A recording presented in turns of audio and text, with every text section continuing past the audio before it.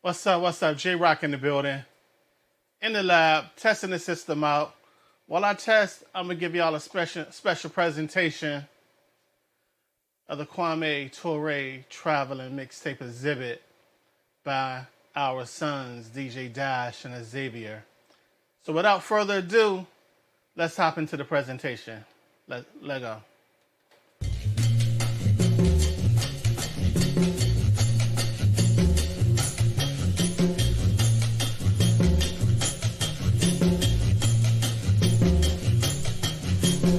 Hello, daughters and sons of Africa. Our names are DJ Dash, age 10, and Xavier, age 13.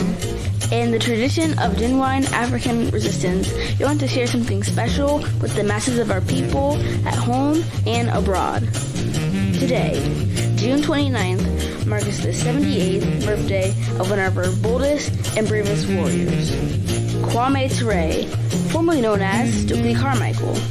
As many of you know, Brother Kwame transitioned on November 15th, 1998, from prostate cancer.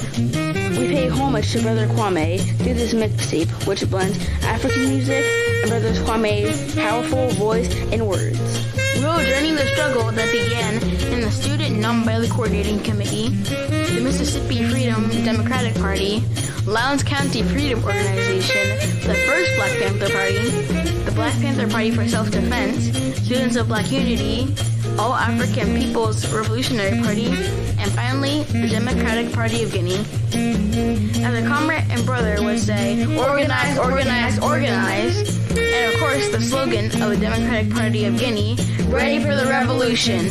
As we will soon be young adults, we want to introduce our peers to Brother Kwame, the same way he introduced his generation to the works of Osadiafo, Dr. Kwame Nkrumah, and Ahmed Sekou Touré. We hope this mixtape makes Mother Africa and her Skyward children proud.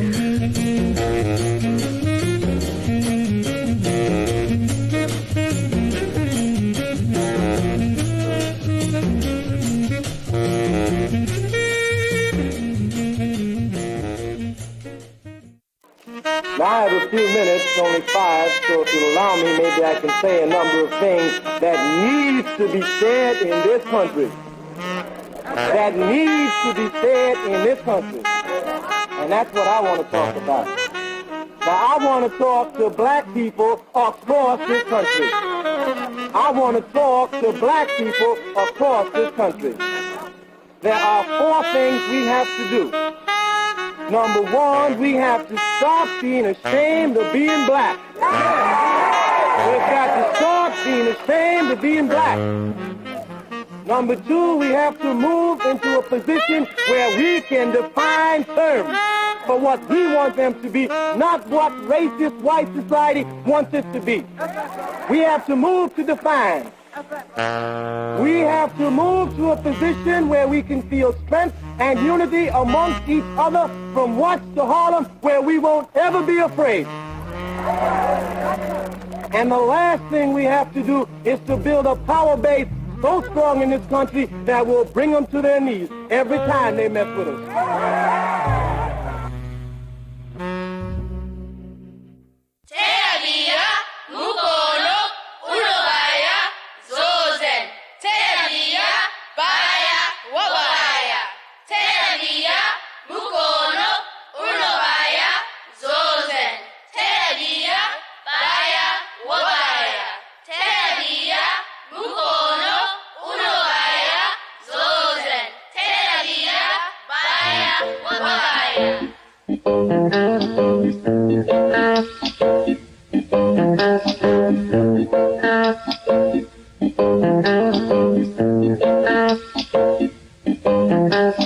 Students, of course, have a role in any society, capitalist society, social society. And their role is to institutionalize the values of the given society. Conscious, of course, in a capitalist system, this should be done unconsciously. But students are the spark of revolution. Of course, we make a difference here between revolution and reform. Those who want reform seek to work, I guess, from the top down. Those of us who understand fundamental changes know it must come from the bottom up. The students, of course, always work at the point of ideas in a society. Their job is to acquire knowledge, and of course, this knowledge which they acquired is geared by an ideology which tells them what to do with it. So if you're a doctor, instead of curing cancer, you should turn a man to a woman to get money, even though she can't make babies. That was life. Students, we say, at the point of ideas to the point of values. When one speaks of revolution, one speaks of overturning the values of a given society. If one is not speaking of overturning the values, then one speaks of reform. Thus, one can join the Democratic Party. We're not here to overturn its value. But certainly if one is here for revolution, and one is here for people's liberation, one would know that a corrupt instrument can never lead a people to liberation. At all. Students, then, we say, come to question the values of a society. Of course, in relationship to the values, students, just like anyone in a society, have but two alternatives. Either they accept the values or they reject the values. It's as simple as that. Of course, if they reject the values, they have a responsibility to find alternative values. But either you accept cheating as a student or you reject it. It's as simple as that.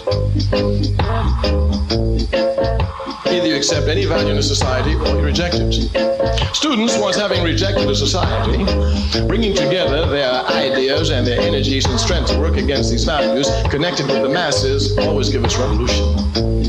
Thus, from the 60s, while a reform movement, we were able to see that students, joined with the masses of the people, came to bring a lot of changes to the country. Thus, we must not confuse ourselves. The job of students is clear here. Their job is to spark revolution. Students cannot carry revolution through to the end. The final triumph of revolution must be carried through to the end by the masses, the workers and the peasants. But students play a crucial role. We say they spark revolution. Certainly, if we did not recognize this, the enemy did. The FBI, before the 60s, did not have informers on college campus. After the 60s, they put an informer on every college campus in the country. Their job was simple: stop any activity at all that runs against the status quo. We say it's a mobilized people who can allow this, because when you mobilize and fight like an animal, after you get tired and you wind down, then the enemy comes back stronger than he did before.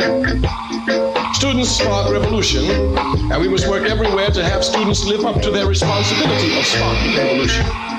Here, of course, it calls for the students properly understanding the role of knowledge. Knowledge has but one purpose. Its purpose is to alleviate the sufferings of humanity. Knowledge has but one purpose. Knowledge has but one purpose.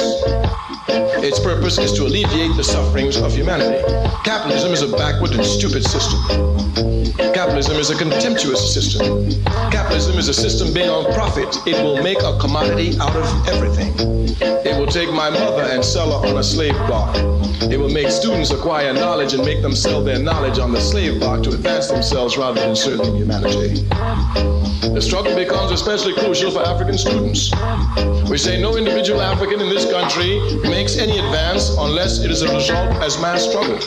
Any student sitting in any seat in any college in America know that they didn't gain that seat through their own individual talents, but only through the struggles of the masses of their people. Thus, that seat belongs to the people. The knowledge they acquire there must be used for the people, otherwise they've already betrayed the people and have repeated errors.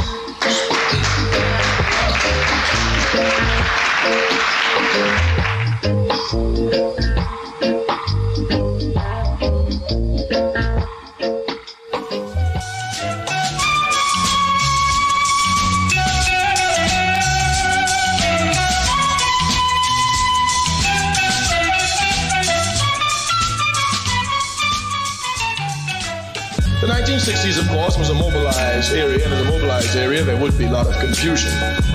One of the biggest areas of confusion was the basis of the struggle. Some felt that the basis of the struggle must be made by appeals to morality. Of course, anyone knowing anything about struggle knows that this cannot be. Even Frederick Douglass so long ago told us that power concedes nothing without demands. It never did, and it certainly never will. Consequently, what was learned from the struggles of the 60s is that when one comes to struggle, one must struggle for power, not for morality. Certainly, one cannot speak of morality when one is speaking to capitalism. It is an immoral system. It has no conscience. It knows only its own interest.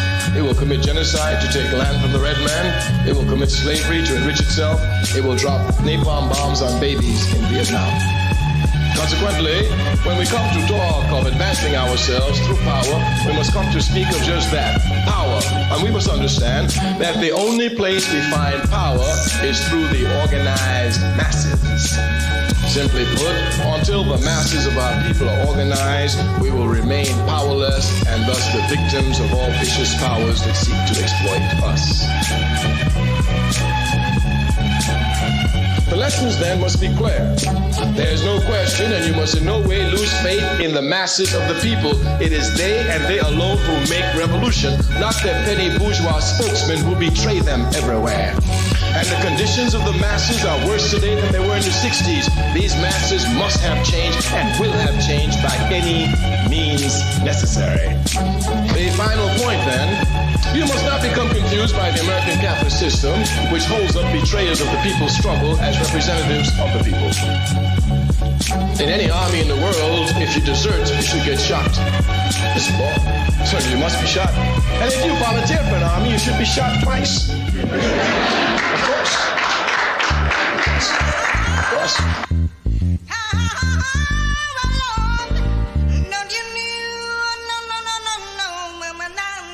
You volunteer for the people's army. The people go to fight. They're ready to fight. You say, I'm leaving. What's your mean you're leaving?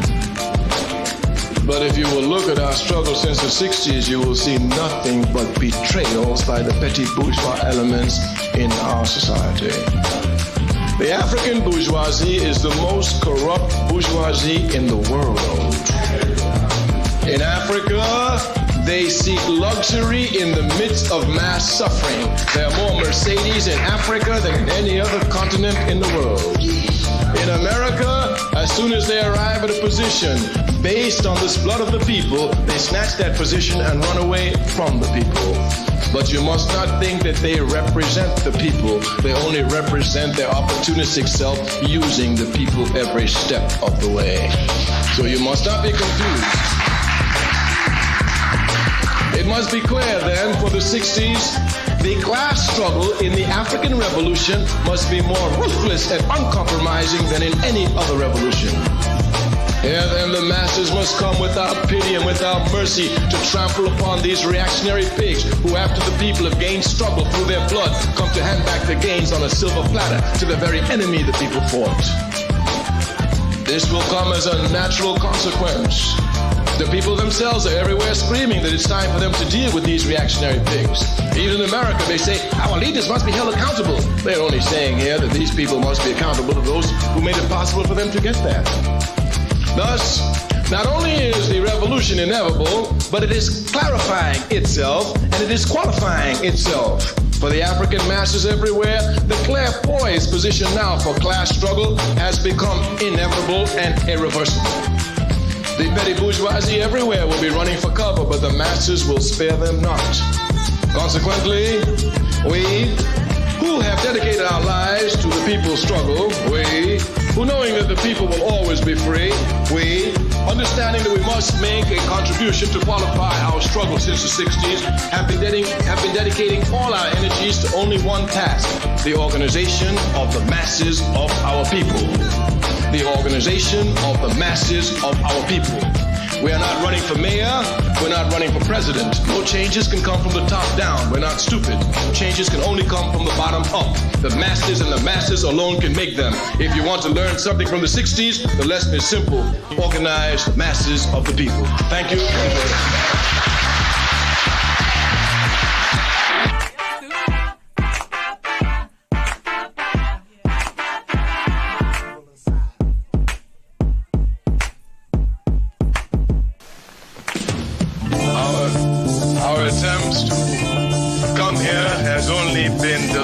Because of all the work we have to do and because of the tyranny of time. It's a tyrant's time. Osaji Bokwami Nkrumah used to whistle all the time. So many beautiful things to do, so little time. And what you die. This task which we're involved in, the task of conscious raising of the masses of the people, must be properly understood. Each audience which you come before is not the same audience. But our task is raising consciousness. And in some audiences, the level of consciousness is much higher than it is in others. This is a fact. Go to Africans who've been in America longer than all of them. Go to Africans who came here under conditions none of them came here under. All of them volunteered to came here, went to get visas to get here. Look at the Africans who didn't ask to come here, who were brought here against their will, who should hate America and should be the last to blame the Americans. Ask them, what are you? I'm American and proud of it, and if you say something against it, I'll kill you.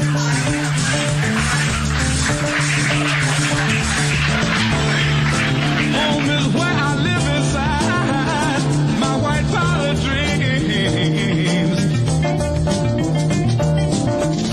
Home was once an empty vacuum that's filled now with my silent screams. Home is where the needle marks tried to heal my broken heart, and it. They say the job of the enemy is to make you identify totally with the enemy. Even if we call ourselves Americans, they don't treat us like Americans. They don't treat us like Americans. We have built this country, and they shoot us down in the street like dogs, and somebody's still holding on to them about we Americans, with nothing in America for us except exploitation. There's nothing in America for us except exploitation and oppression.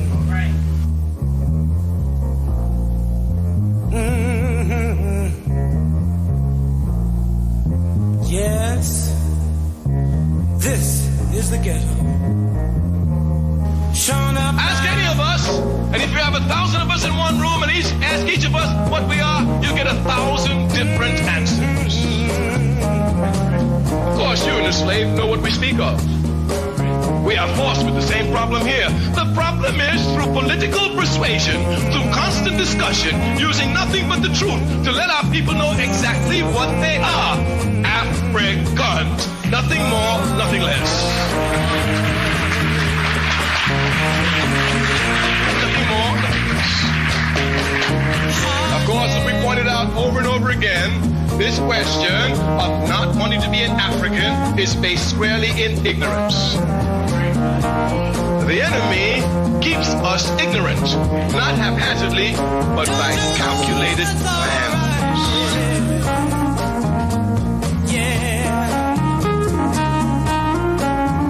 The enemy keeps us ignorant, not haphazardly, not by calculated plans.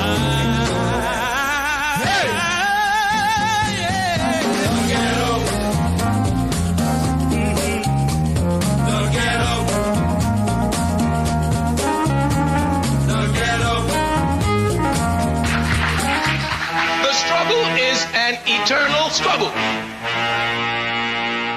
The capitalist system will confuse you.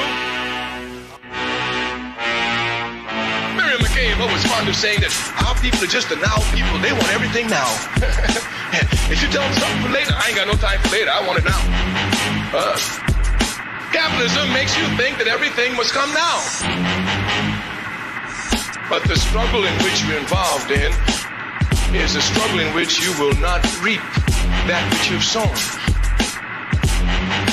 You have already reaping that you've already reaped that which have been sown by past generations. You must sow for future generations to reap.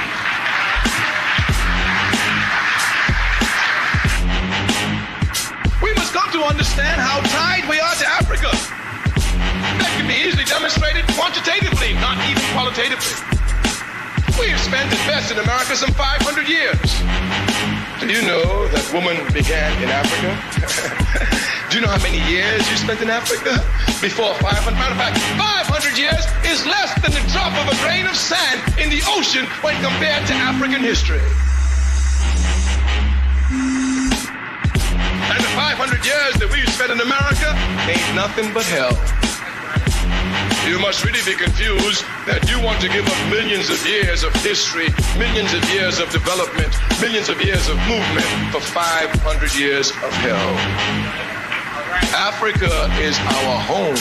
Africa is our only salvation.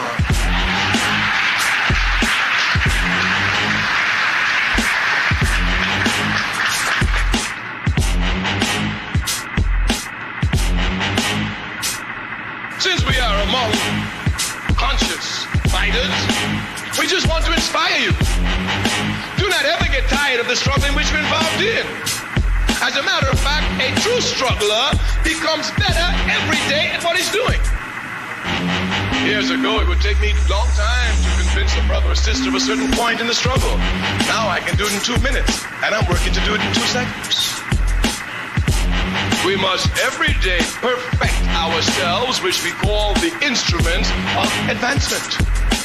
Every day, in every way.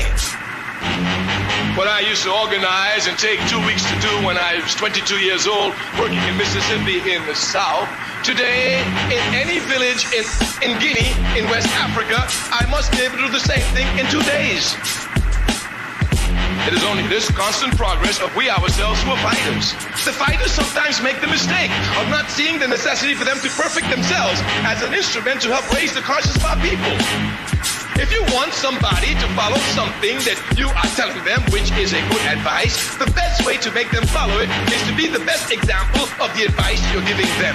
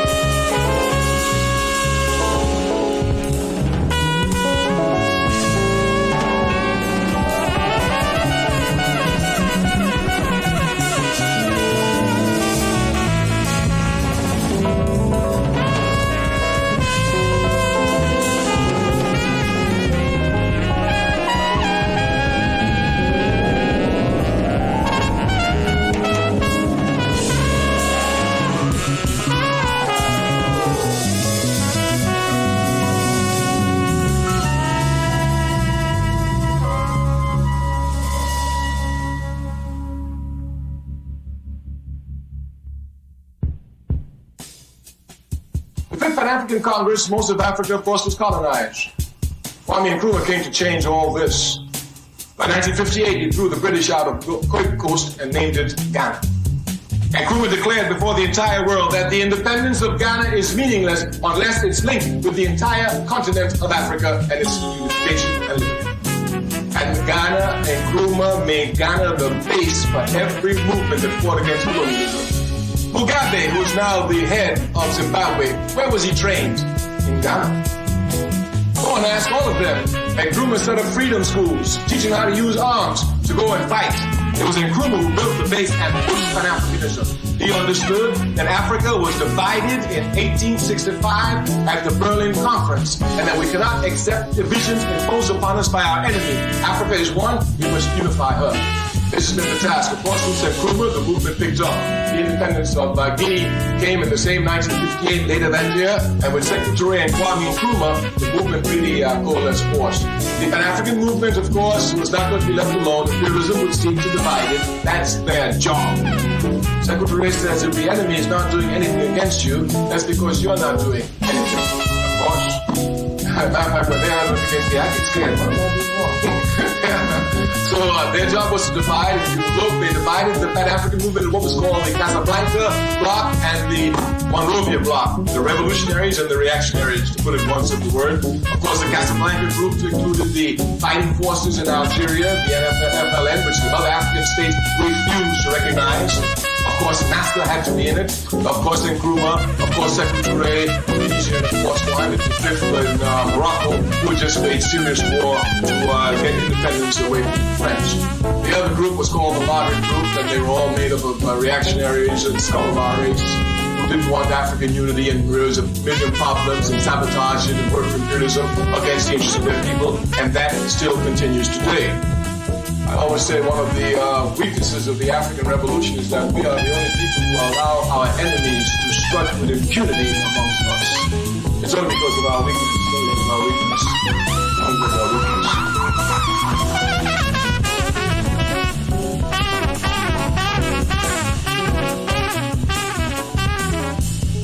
So socialism is an economic system, and there can only be two in the world, capitalism or socialism, because every economic system must answer one fundamental question: who will own and control the wealth of the country?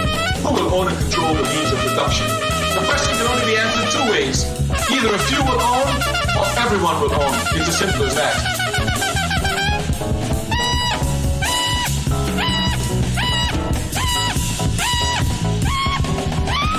So there are only two economic systems, and it's going to be capitalism or socialism. Capitalism is a backward system. There's no need to discuss it. Certainly anyone who's been made a slave by capitalism ought to be hesitant to try to support the system. But as a conscious African, I must be against capitalism, and I must, of course, seek to destroy it. So when you speak of Pan-Africanism, you must understand you speak of socialism.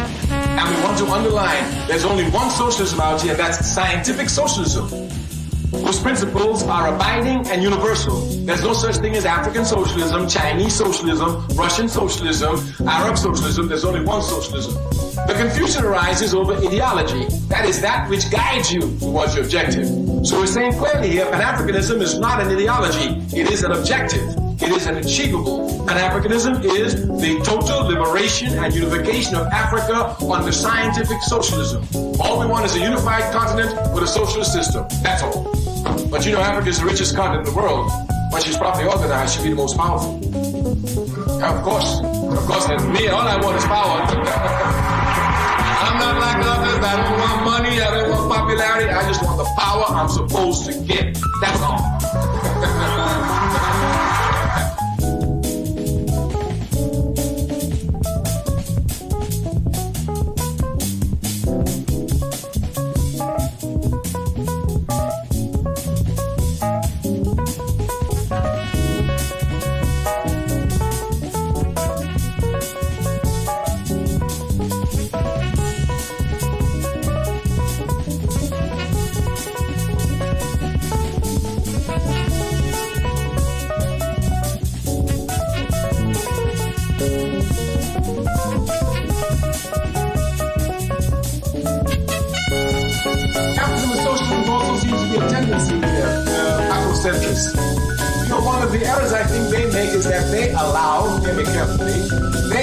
The particular history of Europe to become the universal history of the world, and then they react.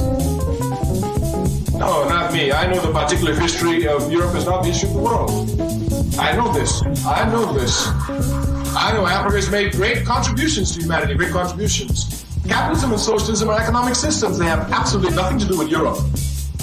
Karl Marx did not invent nor found socialism, even though many people say that. He just discovered it. That's all. He discovered the laws of socialism. He didn't found it. We call in America the laws of gravity, Newton's laws, but Newton cannot invent the body over 22 feet per second squared.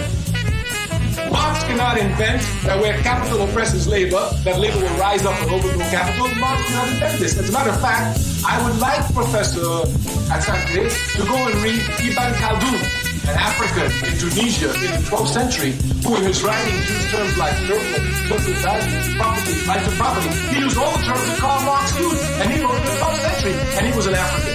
The values of socialism are to be found in communalism, and I'm sure Professor Asante knows that communism lasted longer in Africa than any other continent. Therefore, obviously, those values are there easily just to bring alive to a socialist system. Socialism and capitalism has nothing to do with Europe, just like air and water has nothing to do with Europe. So Europe will make you think that they invented both air and water, and you might be so.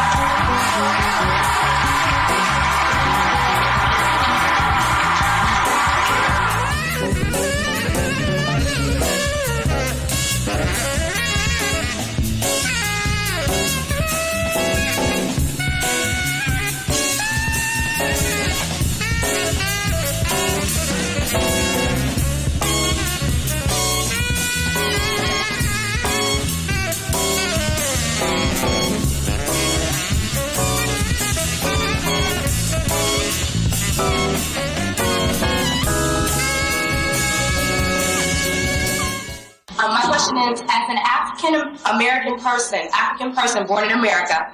How do we prepare ourselves mentally, emotionally, physically, and spiritually for this revolution? The way we do that is by joining organizations, because revolution must be done through a systematic manner, and organizations must do it.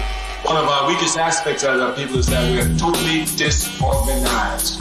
We can come together in a minute, 1 million or more people, and then sit down and forget all about it. We have no sustaining power because we have no organizations. Therefore, to correct this, each and every one of us can join an organization. This has been our constant theme. All my life I belonged to organizations. All the great people I know belong to organizations. Malcolm X was so bad that when he left the Nation of Islam, he created 2 organizations. You have the Muslim Mosque Incorporated, the Organization of African American Unity. Martin Luther King was a bad brother. I knew him, I had a chance to see him. But he had an organization, the Southern Christian Leadership Conference. Fannie Lou Hamer, a bad sister. She has an organization. Asada Shakur, bad sister. She got an organization. Angela Davis, when she left the Communist Party, quickly went to the correspondence. Everyone, and I've always been in organizations all my life. Our people do not belong to organizations. They think that they are great, they are supermen, they're greater than Martin Luther King, greater than Malcolm X. But once we get to humble ourselves, we will join organization. Once we all become organized, freedom will follow, just like the sun follows the moon. Thank you.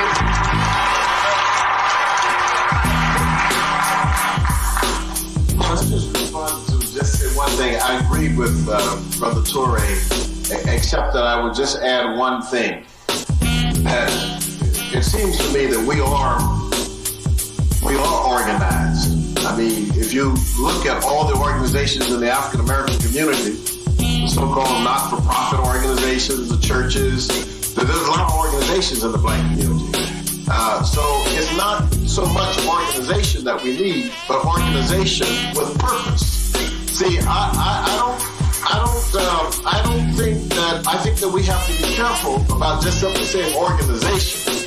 We need to be in organizations that are clearly defined, their missions are clearly defined, and they have a purpose. Otherwise, we're simply just, we don't have the proper vehicle to get us to where we think we need to get. At the same time, I want to take you to a logical conclusion. Listen to my statement. Bad organization is better than no organization at all. Heard my statement. The fact what you say is not true. Less than 3% of our people belong to organizations. So anywhere you are among Africans, ask them, which organization belongs to? I don't believe in organizations. Are they just guys? They're corrupt. They're taking the money. They ain't doing it right. You know Farrakhan ain't serious. You know, all they can do is criticize. They don't belong to organizations. Asking you how many people belong to organizations, you will see. We do not belong to organizations. This is a tragedy. We have more organizations than any other community in America, but less people organized in them. The NAACP has less than 2% of the population. So how can you say we're organized?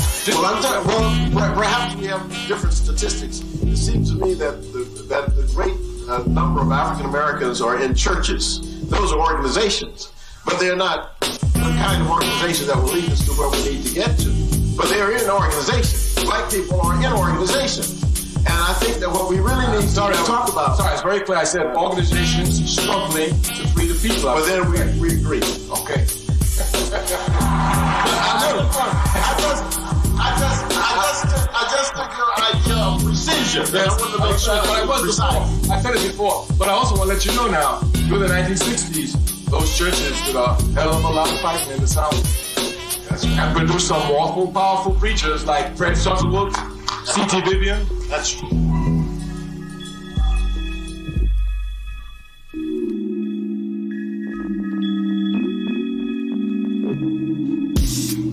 If you sensitize yourself, of what good are you to the rest of us?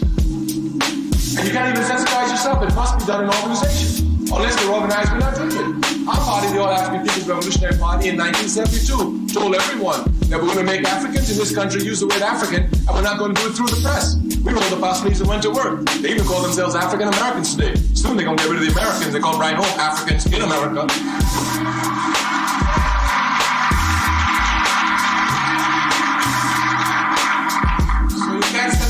By yourself, it has to be in an organized form. I want to let you know now, if you speak of Pan-Africanism, you speak of organization, of revolutionary organization, as precise as that which the Vietnamese had when they destroyed American imperialism.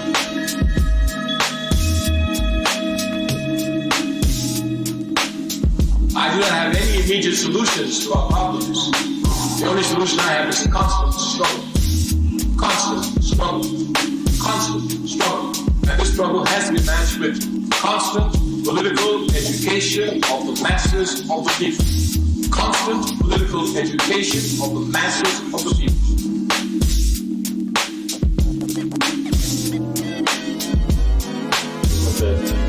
This question directed towards Mr. Torre. I would like to know, how would you see the masses taking Pan-Africa socialism and placing it in America? Would this goal be accomplished by legislation, economics, force, or a combination? By any means necessary. For a little more direction. When you say it. I said, I guess my question just asked for a little more direction. No, that's the question of the organization you join. We have a map worked out. Does anybody in our party has any propaganda which talks about activism, tourism by chance? You have these be sure the Dr. Sente gets it. No, I'm sorry, really, I thought you knew this. I really did.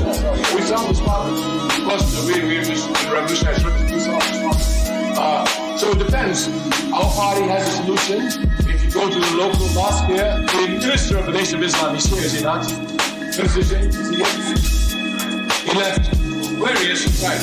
If you go to the Nation of Islam and you should visit it, they give you another program. If you go to the NAACP, they give you a program. Your job is to decide which program you think is the correct program to lead us to freedom.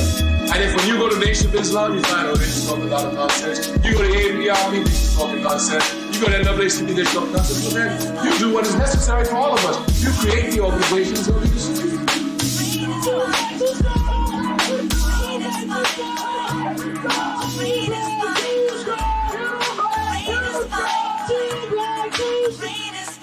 A black man was unjustifiably murdered.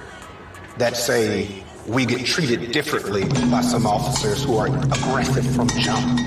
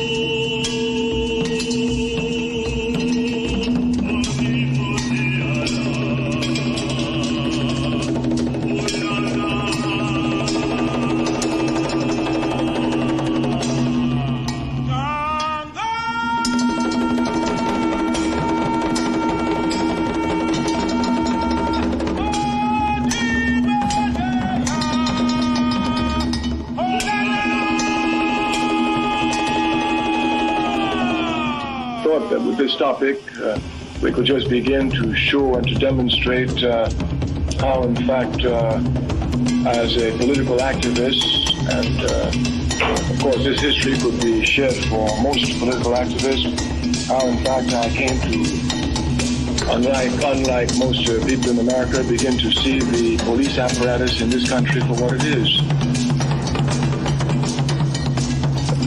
Of course, like most people in the United States of America, in my early life, I thought the FBI were these good guys who went around and helped everybody. And I thought that they were supposed to be the guys who supported peace and all this nonsense. As a young man at Howard University, I went to work in the South, the Student Nonviolence Coordinating Committee in Mississippi. And here I thought the legal basis for this work was clear. In fact, all we were trying to do as young students was to get our people the right to vote. Of course, while I may have been a little bit confused about the FBI, I was not certain. Which one? This one? While I certainly was aware of the racist and terroristic nature of the United States of America in relationship to Africans, I certainly had not understood the role of the FBI as an organized force of terrorism against my people.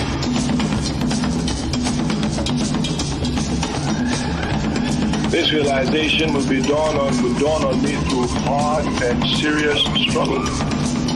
We said the legal basis for our work in the South was clear. According to the American Constitution, toilet paper. Here it was stated that every